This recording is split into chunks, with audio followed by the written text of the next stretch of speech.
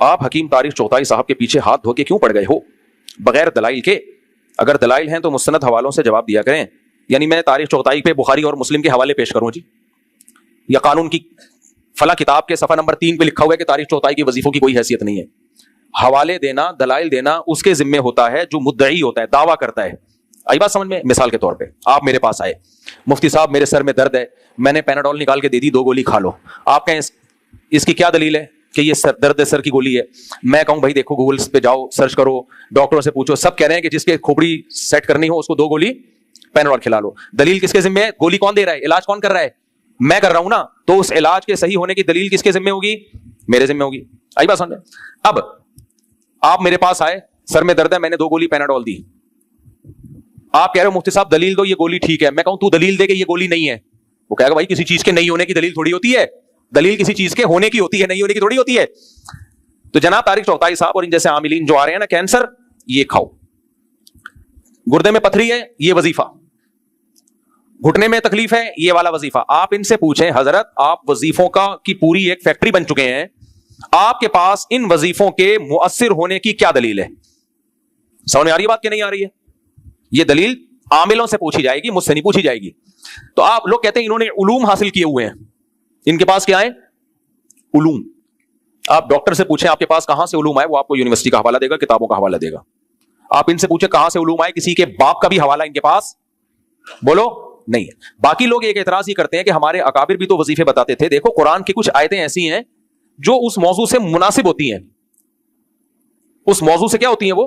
اس کی مثال ایسے ہے، آپ کی بیوی آپ کو تنگ کر رہی ہے تو کسی بزرگ نے وظیفہ بتا دیا، ربنا ہب لنا من ازواجنا وذریاتنا قرۃ اعین، اے اللہ ہمیں ہماری بیویوں اور اولادوں کی طرف سے آنکھوں کی ٹھنڈک عطا فرما. تو یہ قرآن کا مضمون ہی یہ کہہ رہا ہے کہ یہ دعا یہ ہے کہ بیوی کو نیک بنا دے. تو یہ تو دلیل ہے نا خود بخود، آیت کا مطلب ہی یہ بن رہا ہے. اب آنکھ خراب ہو گئی اس کی بھی وظیفہ، ناک خراب ہو گئی اس کا بھی وظیفہ، اور ناخنوں پہ سرسوں کا تیل، کیا دلیل ہے؟ کون سی رپورٹ ہے؟ یہ تو پورے وظیفوں کی ایک فیکٹریاں ہیں جن کا دھندا اسی پہ چل رہا ہے. اس لیے دلیل ان عاملوں سے پوچھی جائے گی، مجھ سے نہیں پوچھی جائے گی. اور میں بولتا رہوں گا ان عاملوں کے خلاف 2 وجہ سے، کہ اللہ نے مجھ سے 2 دین کی ایسی خدمتیں لی ہیں کہ میں سمجھتا ہوں میرے جیسا نالائق آدمی 3 باتوں کی وجہ سے شاید بخشا جائے. 3 باتوں کی وجہ سے. یقینی طور پہ تو کوئی نہیں کہہ سکتا بخشنے کا، لیکن مجھے اپنے اعمال کا پتا ہے، میں نیک آدمی جیسا آپ لوگ سمجھتے ہیں، اللہ کرے ایسا ہی ہوں، لیکن ہر شخص کو اپنا پتا ہوتا ہے کون کتنے پانی میں ہے. 3 نیکیاں اللہ نے مجھ سے ایسی کروائی ہیں کہ شاید اس بیس پہ اللہ مجھے بخش دے. نمبر 1 حضرت مفتی عبدالرحیم صاحب سے عقیدت اور تعلق. سمجھ آ رہی ہے بات؟ شاید اللہ ان کے مریدوں میں شمار کر کے مجھے بخش دے. کیونکہ پیر اگر بہت نیک ہو نا تو اللہ سے امید ہوتی ہے کہ شاید اللہ کہے کہ چل تو بھائی تو آخری وقت تک ان کے ساتھ ہی چمٹا رہا تھا، چل تو بھی چلا جا، تیرے اعمال تو اس قابل نہیں ہے لیکن اتنے بڑے بزرگوں سے تیرا تعلق تھا، مفتی رشید احمد صاحب جیسے بزرگوں سے تجھے محبت تھی، حضرت مفتی عبدالرحیم صاحب جیسے نیک لوگوں سے تجھے عقیدت تھی، ساری دنیا ان کے خلاف ہو گئی تھی تو پھر بھی ان سے چمٹا رہا تھا. چل نالائق، ٹھوڈا مار کے کوئی فرشتہ کہتا چل بے دفع ہو جا، بھیجنا تو نہیں تھا تجھے لیکن چل دفع ہو، شاید اس بیس پہ اللہ مجھے بخش دے. نمبر 2 یہ میں نے جو شادیوں پہ لوگوں کو لگایا ہے نا، ہزاروں لاکھوں لوگ شادیاں کر چکے ہیں، ملتے ہیں یہ زنا سے بچے ہیں. اور خدا کی قسم ان کا زنا سے بچنے پر مجھے اتنی خوشی نہیں ہوتی. انہوں نے جن لڑکیوں سے نکاح کر کے ان کو زنا اور ڈپریشن سے بچایا وہ زیادہ بڑی نیکی ہے. ہماری خانقاہوں میں ہو کیا رہا ہے، ہمارے بزرگان دین جو ہمارے لیے قابل اعتماد ہیں وہ کیا کر رہے ہیں؟ وہ زنا سے روکنے کے لیے وظیفے بتاتے ہیں، ذکر بتاتے ہیں، نظر کی حفاظت، ٹک ٹاک سے بچنا، فلموں سے بچنا. پھر وہ آتے پھر بھی ان سے ہو جاتا ہے گناہ. یہ شہوت ایسی دماغ خراب کرتی ہے نا، یہ نیچرل ہے اصل میں کہ حضرت جی وہ ہو 4 مہینے سے آپ کی خدمت اقدس، کیونکہ وہاں بھی امرت بیٹھے ہوئے ہوتے ہیں، امرتوں سے حفاظت کرنی ہوتی ہے. انہوں نے کھا وہی رہے ہیں، پراٹھے پھوڑ رہے ہیں صبح شام، بادام پستے، بڑے بڑے مالدار لوگ پیروں کے مرید ہوتے ہیں. یہ سچی مچی کی باتیں کر رہا ہوں، مذاق نہیں کر رہا میں. توجہ. پھر وہ کہتے ہیں توبہ کرو، استغفار کرو، تم نے آج پھر فلم دیکھ لی، عشق ہو گیا، امرت کا فلانا ہو گیا، وہ پھر وہ روئے گا، بیان سنے گا، حضرت جی اللہ تقویٰ للہیت. پھر تبلیغ میں جائے گا 4 مہینے وہاں ساری دنیا میں دین آ جائے، ہمارے اندر بھی آ جائے، دوسروں کے اندر بھی دین آ جائے، اللہ سے ہونے کا یقین، غیر اللہ سے نہ ہونے کا یقین بہت. لیکن شہوت ہے کہ کمبخت، کیونکہ آدمی ہے نا، تبلیغ میں جا کے ہجڑا تھوڑی بن جائے گا. کسی پیر و مرشد سے بیعت کر کے نہ پیر ہجڑا بنتا ہے نہ مرید. وہ پیر جب ہجڑا نہیں بنا وہ آدمی ہے، تو تم کہاں سے ہجڑے بن جاؤ گے بھائی؟ کیوں فطرت سے لڑ رہے ہو بغیر؟ مجھے غصہ آتا ہے یار. پھر یہ اسلام ہے؟ کیوں نہیں کرتے صحابہ کی طرح شادیاں یار؟ آدھا اسلام لے رہے ہو کمبختو، آدھا چھوڑ رہے ہو تم. اسلام میں جہاں عورت سے نظر کی حفاظت ہے وہاں حلال بھی تو ہے. ان عورتوں کو اللہ نے تمہارے لیے پیدا کیا ہے، اپنی خواہش ان سے پوری کرو، ان کی بھی خواہش پوری کرو. اس لیے نہیں پیدا کیا کہ اب شیخ ایسا مریدوں کو کھینچ کے رکھتا ہے نا، کسی انٹی کو نہیں دیکھنا بس. بھائی نہیں دیکھو، میں نہیں کہہ رہا کہ دیکھنا شروع کر دو، غلط ہے. ابے تو اب آلٹرنیٹ تو بتاؤ اس کا. مرد ہے اس میں ٹیسٹوسٹیرون لیول یہاں تک پہنچا ہوا ہے، مردانہ ہارمونز ہیں، اور جتنا عورت سے بچتا ہے نا مردانہ قوت کم ہونے کے بجائے اور بڑھتی ہے. یہ جو فوج فلمیں دیکھتے ہیں تو چھکے بن چکے ہوتے ہیں, ان میں تو ڈیزائن ہی ختم ہو چکی ہوتی ہیں. جو نہیں دیکھ رہے ہوتے, نظر کی حفاظت کر رہے ہوتے ہیں, وہ تو بم کا گولہ بن چکا ہے. وہ نہیں آ رہی میرا خیال ہے بات. جب آپ نظر کی حفاظت کرتے ہو نا اور موویز سے بھی بچتے ہو, ٹک ٹاک سے بھی, تو آپ میں یہ شہوت کم نہیں ہوتی. اندر سے کیا ہو رہے ہوتے ہو, مردانہ وجاہت بڑھ رہی ہوتی, آواز مردانہ ہو رہی ہوتی ہے آپ کی, آپ میں یہ بڑھ رہی ہوتی ہے. تبھی تو پھر اس کا الٹرنیٹ کیا ہے, نکاح کرو. بیوی تبھی تو ایسے لوگوں کو اچھی لگتی ہے. دائیں کو دیکھنے تو اپنی بیوی ہی ان کو حور لگتی ہے. اب وہ ایٹم بم کا گولہ بن گیا. وہ شیخ صاحب مجھ سے آج یہ ہو گیا, میں نے آج فلانے, تو وہ عجیب یار, یہ فطرت نہیں ہے بھائی, یہ بغاوت ہے فطرت سے. پھر وہ اس کو بتا رہے ہوتے ہیں بیٹا پھر مراقبہ کرو, محاسبہ کرو, یہ سوچو کہ بد نظری کے کیا کیا نقصانات ہیں. وہ سب سوچنے چاہیے, میں اس کے خلاف نہیں ہوں. تو قرآن نے حکم دیا نظر کی حفاظت کا, بھائی ہم کون ہوتے ہیں. تو یہ ساری چیزیں ہوتے ہوتے, ابے بھائی تیری مریدنی بھی, وہ بھی نظر کی حفاظت میں ٹائم لگا رہی ہے, ٹینشن میں اٹھی ہوئی ہے. تیرا مرید بھی سیدھا سیدھا چماٹ مار کے اس کو بول تو اس سے شادی کر لے, تو اس سے شادی کر لے, ختم. فوراً کہتے ہیں اکنامکلی مسائل ہے, 2 بیویوں کو پالنا مشکل ہے, کھلائے گا کہاں سے. یہ جو خانقاہ میں تمہارا ایک سیٹ مرید درجنوں لوگوں کو فری پھوکٹ کی بریانیاں کھلا رہا ہے, اس کو بول ان کو مت کھلاؤ, یہ مسٹنڈوں کی گردنیں موٹی ہو چکی ہیں فری پھوکٹ کا کھا کھا کے. جا کے کسی لڑکی سے شادی کر کے اس کو کھلا, اور وہاں اپنی خواہش بھی پوری کر. پھر کوئی اچھی لگ رہی ہے پھر ایک اور شادی کر لے وہاں. یہ ٹھڑک یہاں سے پوری کرو حلال طریقے سے. یہ ٹھڑک اللہ نے رکھی ہے عورت کے لیے, اور عورت, اللہ تعالیٰ ہمیں ہجڑا بھی تو پیدا کر سکتا تھا, نظر کی حفاظت کی ضرورت ہی نہ رہتی. کیا خیال ہے؟ ابے کیا ہو گیا, اللہ تعالیٰ کو ہمیں عورت سے بچانا نہیں ہے, ورنہ عورت کو پیدا کیوں کیا. آدم, اگر دیکھو عورت سے بچانا ہوتا نا, اللہ آدم علیہ السلام کے لیے اما ہوا کو جنت میں پیدا نہ کرتا, بلکہ ان کو حکم دیتا کہ جنت میں ماحول خراب نہیں ہونا چاہیے, ایک عورت پیدا ہی نہیں ہوگی تاکہ آپ کو نظر کی حفاظت کا مسئلہ کھڑا ہی نہ ہو. اللہ تعالیٰ نے عورت کو اما ہوا کی شکل میں پیدا کیا تاکہ دونوں کا ملاپ ہو, محبتیں ہوں دونوں میں. تو عورت کو مرد کے لیے, مرد کو عورت کے لیے پیدا کیا گیا ہے, ایک دوسرے سے دور رہنے کے لیے پیدا نہیں کیا گیا. تو اس کا حل یہ نہیں ہے کہ اتنے محاسبے, مراقبے اور اتنی ٹینشنوں میں بندے کو ڈالا جائے, چماٹے مار مار کے بغیرتوں کی کیا کراؤ, ان مسٹنڈوں کی شادی کراؤ.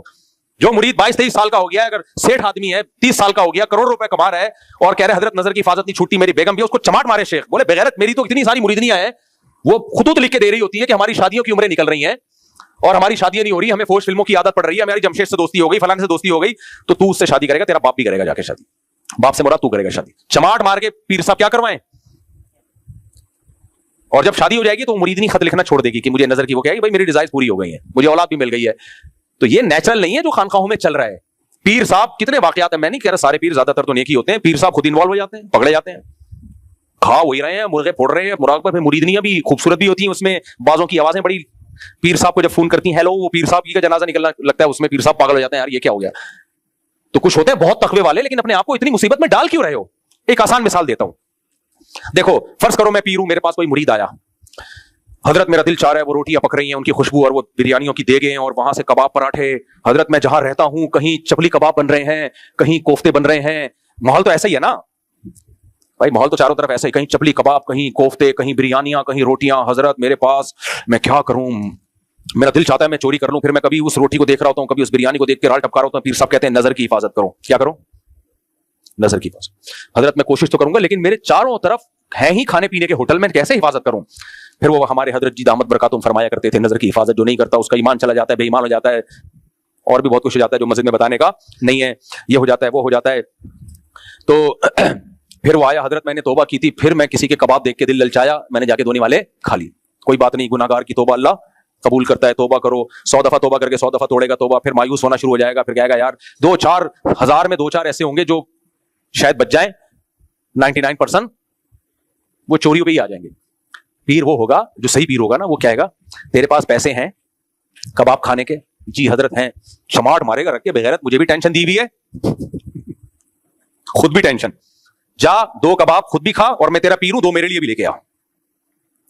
تو میں عقل مند ہوں گا تو کیا کہوں گا, ایک چماٹ لگاؤں گا, بغیرت آدمی تیری جیب میں پیسے ہیں بھائی, اور تو کباب بھی کھا سکتا ہے, پراٹھے بھی کھا سکتا ہے, بریانیاں بھی کھا سکتا ہے, اور 6 انڈے یا 7 انڈے 8 انڈے بھی کھا سکتا ہے, تو پرہیز کیوں کر رہا ہے. اگر تو یہ نہیں کھائے گا تو ہوٹل والوں کا بھی تو نقصان ہوگا نا, ان کی دکانیں بند ہو جائیں گی بیچاروں کی, وہ بھی بیڑا غرق ہو جائے گا. تو جب آپ شادیاں کرو گے تو صرف آپ کا فائدہ نہیں ہے, لڑکیوں کے باپوں کا بھی فائدہ ہے, ان کی بھی ذمہ داریاں نمٹیں گی, لڑکیوں کو بھی گھر ملے گا, ٹھکانہ ملے گا. ساری لڑکیاں جاب پہ آ رہی ہیں کیونکہ شادیاں ہی نہیں ہو رہی ہیں, کما رہی ہیں, کوئی یہ کر رہی ہے, کوئی وہ کر رہی ہے, نکاح کرنے کے لیے کوئی کم بغیر تیار ہی نہیں ہے ان سے, کرتے بھی ہیں تو نہیں ابھی ایکچولی کر کے. تو جو مالدار ہیں جلدی جلدی مٹا دیں, تاکہ کنوارے پھر یہ نہ کہیں کہ ہم جب اسٹیبل ہو جائیں گے تو ہم شادی کریں گے. بولیں گے بھائی ہم تو رشتے مارکیٹ میں کیا چل رہے ہیں, شارٹ. صحابہ کے دور میں ایسا ہی ہوتا تھا, بیوہ ہونے کا انتظار کرتے تھے وہ لوگ, कोई बेवा हो तो हम निकाह का पैगाम भेजें, क्योंकि दो मालदारों ने 2-2, 3-3, 4 हज़ार की भी थी। गरीब लोग फिर कहते थे यार कोई बेवा हो तो चलो बेवा से ही कर लें। तो लड़कियों की भरमार है, इसलिए ये नेचुरल नहीं है। ये जो कहा जाता है ना कि जिना निकाह इसलिए शरीयत ने हुक्म दिया ताकि हम जिना से बचें, ये ताबीर गलत है। भाई जिना से इसलिए बचाए ताकि निकाह करें, यानी निकाह कोई मजबूरी में नहीं है कि जिना का खतरा है तो चलो आप निकाह कर लो। ना ना ना, जिना का खतरा नहीं भी है तो फिर भी निकाह करो, क्योंकि औरत को पैदा आपसे शादी के लिए किया गया है और आपको उससे शादी के लिए पैदा किया गया है। तो जिना का खतरा नहीं है तो भी करें, खतरा है तो बतरीक़े औला करें, नहीं है मरने का खतरा ना हो फिर भी खाना खाता है ना, कि क्या ख्याल है? मरने का खतरा नहीं होता फिर भी आदमी कहता भूख लग रही है, पैसे हैं तो क्यों नहीं खाऊं भाई मैं, हालांकि नहीं मरेगा इतनी जल्दी। तो ऐसे ही अगर जिना का खतरा नहीं भी है तो भी निकाह करो। ये बात दिमाग में बिठा लो, अल्लाह ने औरत को मर्द से दूर रहने के लिए, मर्द को औरत से दूर रहने के लिए पैदा नहीं किया। ये पैदा मेरे और आपके लिए किया है। जब अल्लाह ने औरतों को पैदा ही हम और आपके लिए किया है तो अक्लमंद वो है जो जल्दी, 4 के बाद अल्लाह ने पाबंदी इसलिए लगा दी कि फिर मालदार लोग 400 कर लेते और गरीबों को एक भी नहीं मिलती। तो अल्लाह ने कहा जिसको मौका मिल रहा है कर लो, और 4 करने के बाद ठरक खत्म हो जाती है इंसान की, नहीं हो रही तो फिर जाए खानका में हजरत, फिर भी बदनदी, फिर पीर चमाट लगाए कमबख्त, 4 के बाद भी तेरी ठरक पूरी नहीं हो रही है।